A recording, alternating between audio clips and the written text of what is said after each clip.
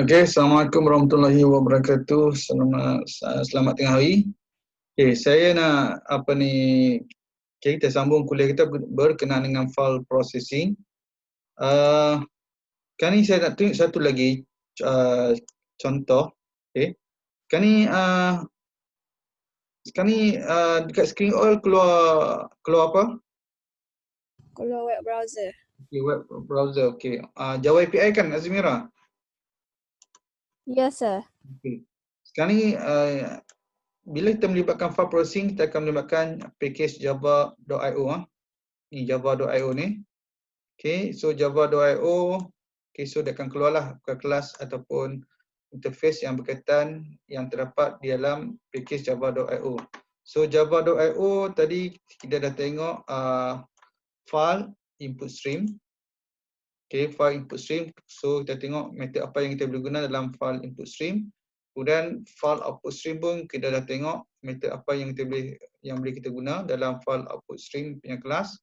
Okay, so basically file output stream dan file input stream dia akan melibatkan data yang berjenis bytes. Okay, yang berjenis byte dan sedikit yang berkenaan dengan integer. Okay, basically dia adalah berjenis byte. Okay, sekarang ni satu lagi kelas yang akan kita guna adalah apabila kita menggunakan file binary. Okay, yang tadi sample1.data sample1.data itu adalah file berbentuk binary. Okay, file binary. Dia bukan file text. So satu lagi adalah ada beberapa lagi kelas yang akan kita guna dalam chapter ini, iaitu salah satu contohnya adalah data output stream. Okay, data output stream you all boleh tengok. Okay, data output stream. Data output stream ni mesti berada dalam package java.io. Data output stream mana dia? Okay, data output stream dan data input stream. Okay, data input stream. So kita tengok secara apa ni? Secara keseluruhan terlebih dahulu. Okay, keseluruhan terlebih dahulu. Okay, so kita tengok apa yang terdapat dalam data output stream. Data output stream. Okay, file output dengan data output berkenaan dengan file output stream dengan data output stream adalah berkenaan dengan kita nak simpan data dalam file binary. Kita tengok kelas data output stream. Kelas data output stream, method apa yang kita boleh guna? Dah nampak method summary. Okay, nampak? Okay, sekarang you all boleh tengok. Ini adalah senarai method yang terdapat dalam kelas data output stream. Okay, so data output stream ni adalah kelas yang digunakan untuk kita nak menyimpan pelbagai jenis data di dalam file binary. Okay, file binary. Okay, contoh sini adalah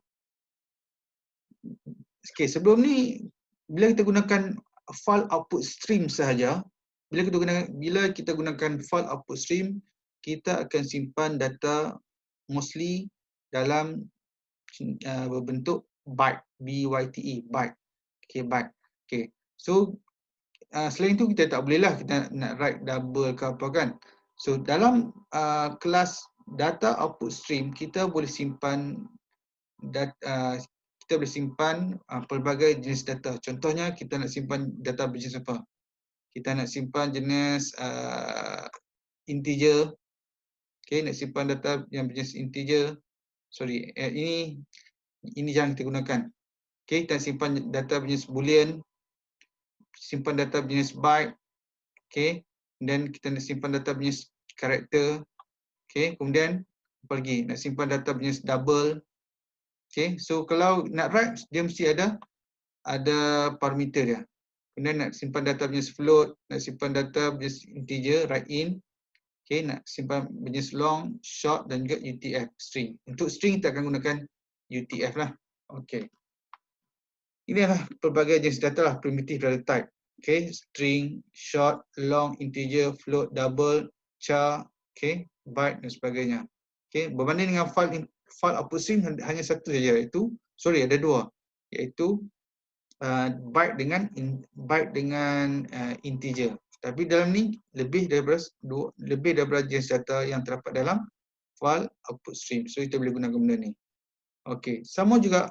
Okey, so kalau kita simpan data dengan menggunakan data output stream, kalau kita simpan data dengan menggunakan data output stream, kita boleh juga read data dengan menggunakan data input stream. Di mana data input stream? Di sini. Okey, di sini. Nampak? Kalau you write boolean, you nak baca kena gunakan read boolean.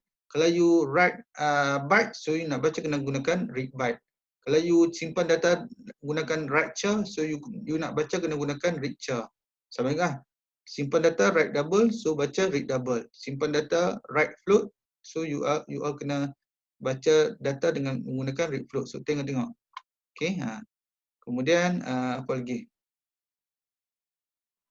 Read short, kemudian read UTF dan sebagainya.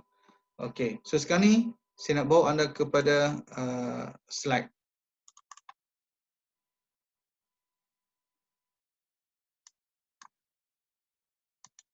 Okey, sekarang keluar slide ke Azmira? Ya, sir. Okey, sekarang ni saya buat full eh. Okey dah. Tadi kita tengok benda ni. Okey, file output stream, kita nak simpan data dalam jenis byte. So byte mestilah berarray. So kena nak baca data yang simpan dalam file binary yang dengan menggunakan file input stream, dan menggunakan file input stream you all kena gunakan read. So saya dah terang dah. Okey, sekarang ni bagaimana you all nak simpan data bagi primitive data type yang saya tunjuk tadilah. Right, kita tengok, kita baca dulu. Okay, file output stream and data output stream are used to output primitive data value. Output ni maksud kita nak simpan data dalam file binary dan data yang lain lah. Okay, so selalunya data output stream dia tak boleh tulis seorang diri. Dia kena datang bersama dengan file output stream. Sama juga dengan data input stream, so datang bersama dengan file input stream. Okay, so kalau file output stream dengan data output stream gunanya untuk kita nak output ke dalam file binary ataupun kita nak simpan data dalam file binary. Kalau file input stream dan data input stream gunanya untuk kita nak membaca data yang telah disimpan dalam file binary. Ingat, output berkenaan dengan simpan data dalam file, input berkenaan dengan membaca data daripada file binary. Okay, so to read the data back correctly, we must know the order of the data stored and their data type. So nanti kita akan tengok. Okay. Ini contoh yang dilakukan. File ni kita akan nyatakan file apa yang terlibat. Okay, so nampak file output stream dengan data output stream gunanya untuk kita nak simpan data di dalam file binary, okay, untuk pelbagai jenis data. Kita ada integer boleh, double boleh, float boleh, long boleh, byte boleh, string pun boleh. Okay. Tengok so kalau nak simpan data dalam bentuk float, you are gunakan write float. Okay. Ingat balik yang saya tunjuk tadi Java API tadi. Kita boleh gunakan method write float, gunakan write in, write double. Ini semua adalah method yang terdapat di dalam kelas data output stream. Okay, nampak? Okay. Kemudian kalau tengok di sini, apa maksud primitive data type values are written to out data stream. Okay, primitive data type values are written to out data stream. Out data stream ni adalah variable yang kita declare daripada kelas data output stream. So data output stream ni ada method write float, dia ada method write in dan write double. So kita akan gunakan benda ni. Kita akan simpan pelbagai jenis data, okay, di dalam out data stream, iaitu dalam data output stream. Kemudian primitive data type values are converted to a sequence of byte.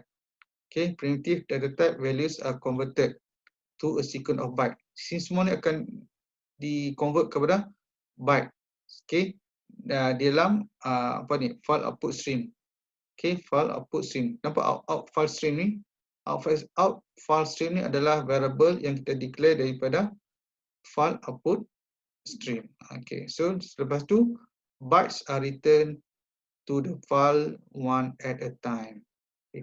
So maksud you akan gunakan out file stream ni adalah datang daripada kelas file output stream. Out data stream ni adalah datang daripada kelas data output stream. So dia ada hubungan kait. Okey. Ini file data output stream gunanya untuk kita nak simpan data bagi pelbagai jenis. Okey. Contoh float, integer dan double. Dan kesemua jenis data ni akan disimpan, akan di-convert ke bentuk bytes. Okey, kita akan simpan dalam file output stream.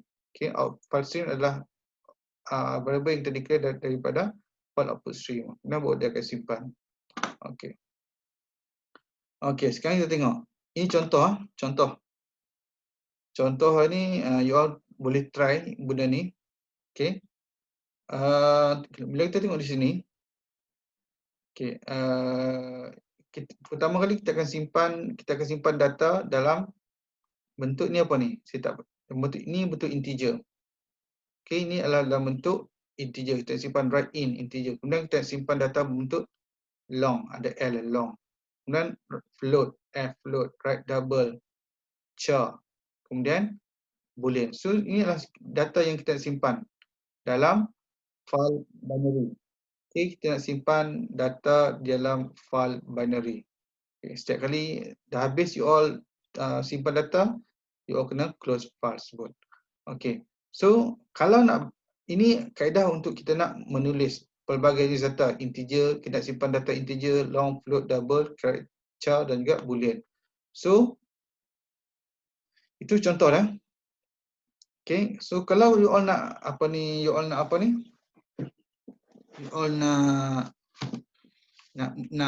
membaca data yang kita simpan ni, ini adalah jenis, ada berapa jenis? 1, 2, 3, 4, 5, 6.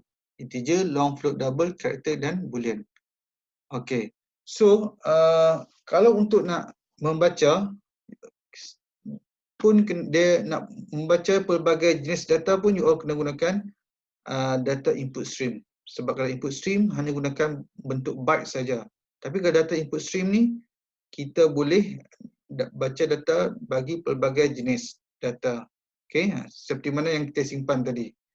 Okey, so dia akan datang sepasanglah kalau ikut data input stream dengan file input stream. Ataupun kita buat 3 sekawan. Okey, data input stream, file input stream dan juga file. So semua ni ada connection ya. Sama juga berkenaan dengan kita nak simpan data. So dia ada hubungan lah. Variable bagi out file ni akan disupply pada kelas file output stream. Dan variable bagi out file stream ni akan diletakkan parameter bagi kelas data output stream. Nampak hubungannya, out file di sini, out file stream di mana? Di sini. Sama juga untuk kita nak membaca infile, letak dalam kurungan dalam kelas file input stream. In file stream kita akan letak dalam kelas data input stream. Okey, ini semua adalah konstruktor lah. Okey, konstruktor you dah belajar lah. Konstruktor dan kelas. Okey. So ada hubungan kait dia. Okey. So bagaimana dia punya arah dia adalah opposite daripada file output code. So ini kalau kita tengok sini, ini adalah kita nak simpan data dalam file. Kita nak simpan data dalam file. So dia akan melalui data output stream, kemudian file output stream, kemudian baru dia akan pergi ke file. Ini dalam arah dari atas ke bawah. Tapi untuk kita nak baca data daripada file binary, so dia akan arah dia akan opposite. Okey, sebab kita tahu file input stream dengan file output stream kita akan berurus dengan jenis data yang berbentuk byte. Okey. Sekarang kita tengok ni in file. Okey, so data akan dibaca dalam file ni dalam bentuk bytes. Okey, kemudian dari byte dia akan convert kepada primitive data type. Okey, primitive data type. Kalau banding di sini untuk output kita write float integer double, kemudian data semua akan di-convert kepada bytes. Kemudian bytes tersebut akan simpan dalam file. Okay. So, konsep dia sama juga. Data yang simpan dalam file ni adalah bytes. Okay. Kemudian dia akan, daripada byte dia akan convert kepada primitive data type. So, dia punya direction adalah opposite. Okay. So, in file, okay, jadi konstruktor pada kelas file input stream. Okay. In file stream menjadi konstruktor bagi kelas data input stream. Nampak hubungan kat dia. In file sini, in file stream pun di sini. Okay. So, ada dia punya apa ni, hubungan kait. Okay. Okay. Kalau kita tengok di sini, mana dia? Kita simpan data, first tadi adalah berjenis integer. Integer, long, float, double. Ini dari kecil ke besar lah. Integer, long, float, double, char, boolean. You kena ingat lah. Sebab kalau nak baca, you kena ingat susunan ataupun sekuen format lah yang you simpan. First, you akan simpan integer, kemudian long, float, double, char, boolean. So, you kena ingat, nak baca pun sama juga. Nak membaca pun sama juga. Okay, nak membaca, kena gunakan, okay, in data stream ni datang dari mana? Sinilah. Okay, in data stream. Satu lagi, out data stream datang dari mana? Out ni, out data stream. So, bila you buat, you akan faham. Okay, kemudian in data stream. Tadi kita simpan data, first kali kita simpan data berjenis integer. Kemudian kita simpan data berjenis long. Kemudian kita simpan data berjenis float. Kemudian kita simpan data berjenis double. Kemudian karakter, kemudian boolean. So, untuk nak membaca pun kena mengikut format yang sama. Yang mana yang datang dulu? Yang mana yang kita simpan dulu? So, kita simpan, tadi kita simpan data, first kita simpan data integer, so kita akan read integer. Kemudian second data kita simpan long, so kita kena read long. Third, kita simpan data float, so kita kena baca float. So, fourth, kita simpan data double, so nak baca pun kena read double. Kena ikut sequence. Kena ikut sequence dia. Okay, kena ikut sequence. Tak boleh you letak read long first, kemudian read in second. Tak boleh. Sebab format mesti kena sama. Dia punya order. Okay. Okay, ini contoh lah. Ini yang dia buat ni. Kalau you write integer, nak baca, kena read integer. Second, write long, nak baca pun kena read long. Kena ikut sequence dia. Okay, so the order of write and read operation must match in order to read the stored primitive data back correctly. Kena ikut. Bagaimana you all baca, bagaimana you all simpan, begitulah you akan baca. Ikut dia punya susunan jenis data. First come, first serve. Macam tu lah. Okay. Okay. Saya tunjuk, saya nak okay, you all boleh saya nak tunjuk satu program yang saya dah buat. Azmira, keluar naik bing ke? Sir. Sir. So orang je tak keluar. Okay, nampak saya buat satu kelas, nama dia kelas dia write record binary file. Nampak? Saya buat kelas write record binary file. Okay. Mungkin you all tak faham ni. Saya buang benda ni lah. Saya buang benda ni. Kita akan tengok satu persatu. Kalau tak, you all tak belajar ni. Nampak ah? Saya ulang balik lah daripada minggu lepas. Azmira, keluar ni kan? Naik bing kan? Yes, sir. Lepas sekarang ada error sini.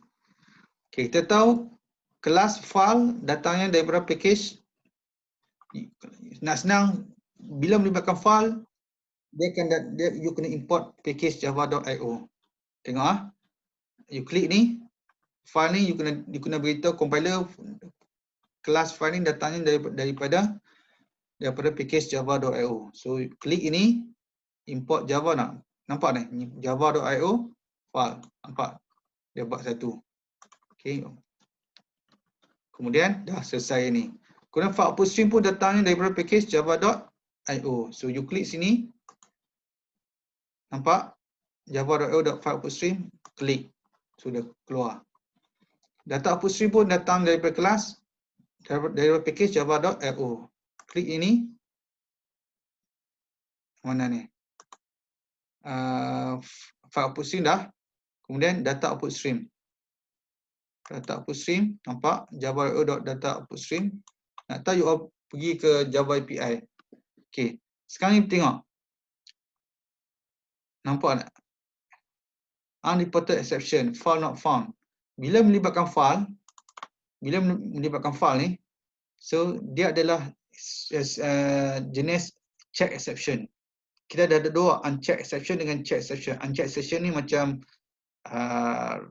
runtime exception lah. Kalau check exception, selagi you all tak fix the problem, you all tak boleh nak compile. Okay, you all tak boleh nak compile. So, klik ini, tengok apa jadi. Dia akan tulis throw IO exception di sini. Okay, sebab terus close terus. Okay, found not found. So dia akan klik di sini ya. Nampak?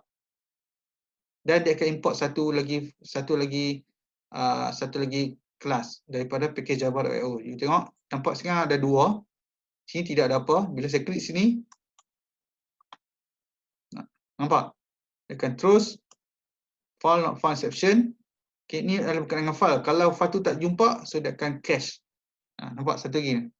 Ini yang pertama, kedua, yang ini. Okay, saya harap you all dapat tahu lah. Okay, dia ada buat dua tu.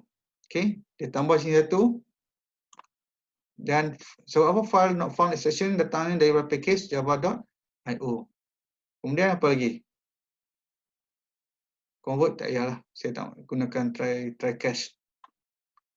Nampak satu lagi. Untuk nak write, dia kena declare. Okay, you kena cache. You kena apa? You kena, dia akan melibatkan check exception. Klik sini. Terus java.io.io exception. Dia akan keluar di sini. So saya klik ya. Nampak IO exception. So IO exception pun datangnya daripada package IO exception, datangnya IO exception. IO exception ni datangnya daripada package java.io. So nampak? You akan nampak dia punya ni. So selesai. Sekarang tengok. Saya nak simpan data dalam file binary. Saya nak simpan data dalam file binary. Okay, bila kita tengok di sini, first kali saya nak simpan, kalau tengok di sini, saya nak simpan data berkenaan record student. First kali saya nak simpan bentuk integer, write in. Saya akan sampai bentuk integer. Kemudian write UTF ni adalah apa ni? String. Okay, dalam bentuk string. Write double, ini bentuk double. Write char. So setiap record saya akan simpan yang ni. Ini dia, konsep ini tak menggunakan konsep object oriented yang betul. Okay, sebab kalau object oriented yang betul, you kena simpan dalam objek terlebih dahulu. Kemudian boleh you akan simpan dalam file. Okay, ini je nak tunjuk perbezaan. Kemudian rekod yang kedua saya simpan ni. Saya simpan yang ni. Okay, sama aja. Kemudian saya tutup. So bila saya run, selesai lah. Okay, selesai. Okay. Okay, so bagaimana? Okay, sekarang ni saya simpan dalam mana? Saya simpan dalam file binary file.dat ataupun data sama je lah. Okay, binary file, saya simpan semua data ni dalam binary file.dat. Kat mana? File ni berada dalam satu folder yang sama dengan file processing project. So bila saya klik di mana dia? Okay, bukan ini. Saya share di mana? Okay, nampak? File processing project, nama nampak Azmira sekarang Windows Explorer kan keluar? Nampak saya. Sekarang file processing project ni adalah nama project. Dia buat dalam folder ni lah. Okay, dalam folder file processing project. kemudian binary file. So bila saya klik binary file ni, you all tak nampak lagi, saya akan tunjuk. Saya akan tunjuk new share, saya tunjuk kepada okey, nampak Azmira? Notepad. Nampak sir. Okey, normal matrix Muhammad Zainuddin tak nampak. Normal matrix Muhammad Zainuddin tak nampak. Yang keluar nama. Okey.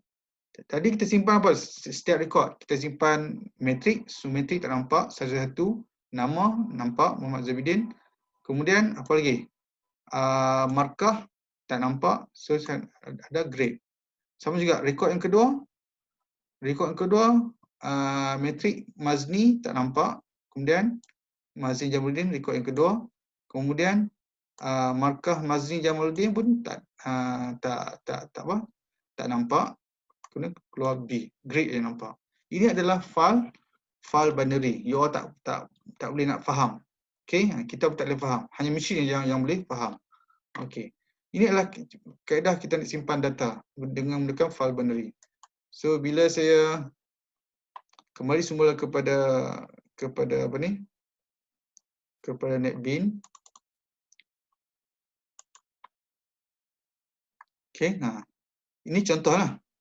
So kalau nak ini untuk kita nak menulis ataupun kita nak menyimpan data pelbagai jenis, okey, di dalam apa ni file binary.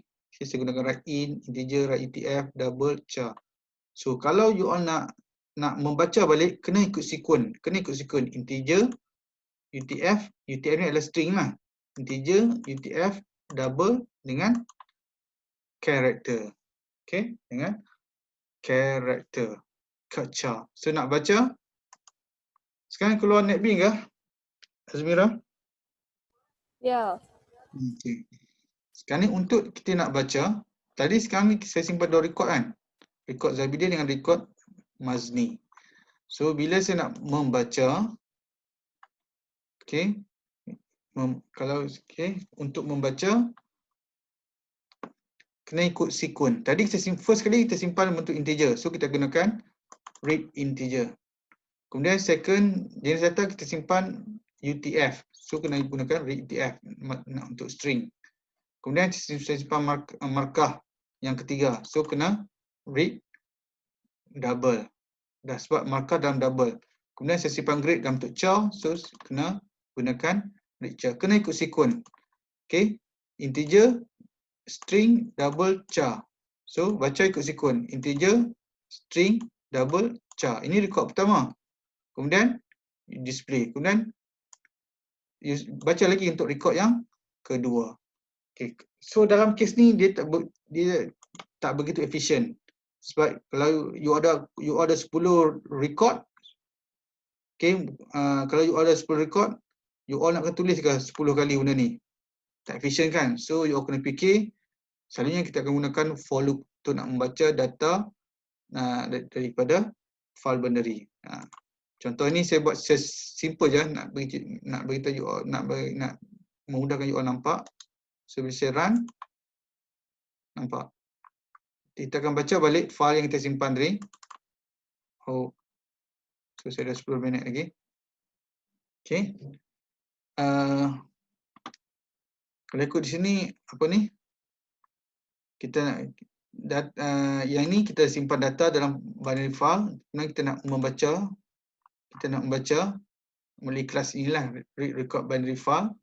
Okay, so kita nak membaca file apa? Binary file. So nak baca, you akan gunakan file input stream dengan data input stream. Kalau kita nak simpan data, kita gunakan file output dengan data output stream. Okay, untuk nak read file input stream dengan data input stream, so you all gunalah seperti yang saya buat ini. Nampak bila saya buat, okay, contoh write record binary file. Just nak tunjuk contoh kat you all. Output dan kat mana saya tulis? Out data stream dot tu kalau buat write, nampak write So berapa yang you boleh simpan? Byte, kemudian apa lagi? Boolean, byte, char, double, semua ni kan. Okay, so dia punya return type adalah void. You tak perlu assign pada mana-mana variable. Sebab dia adalah return type adalah void. Nampak, you boleh simpan char, byte, float, in, long, short, UTF. Okay, UTF dia akan supply bentuk string. Tadi kita gunakan write in. Write in, so kita simpan nilai integer. Kemudian write UTF untuk string. Apa lagi? Write UTF, kemudian write double untuk double, kemudian write char, kita simpan untuk karakter. Okey, itu yang saya tunjuklah. Okey, kemudian ini saya run, tak ada masalah. Okey, untuk read seperti juga, read sama jugalah. Read kalau kita tengok sini, read in data stream. In data stream ni adalah apa ni, variable yang kita declare daripada data input stream. Okay, data input stream. So bila you buat dot read, you nak baca data jenis apa? So boolean, byte, chapter, character, double, float, semualah you all boleh tengok. Okay, read, UTF semua. So nak baca kena ikut sequence format yang seperti mana yang you simpan data dalam file. Okay, itu yang saya nak beritahu lah. Okay, habis. Untuk kita nak simpan data dalam file binary. Itu kaedah. So kalau projek you kena fikir bagaimana you nak simpan data banyak dalam you nak simpan banyak record dalam file binary, dan bagaimana you nak baca semula. Seperti yang saya katakan tadi, kalau you ada 20 record, bukan you nak pilih 20 kali kot. So you akan kena fikir. Okay. Okey, kita berhenti sekejap. Okay, dalam 5 minit. Okey. Nanti kita akan sambung kemudian. Okey. Saya akan bagi link kemudian. Okay, Assalamualaikum warahmatullahi wabarakatuh dan salam sejahtera.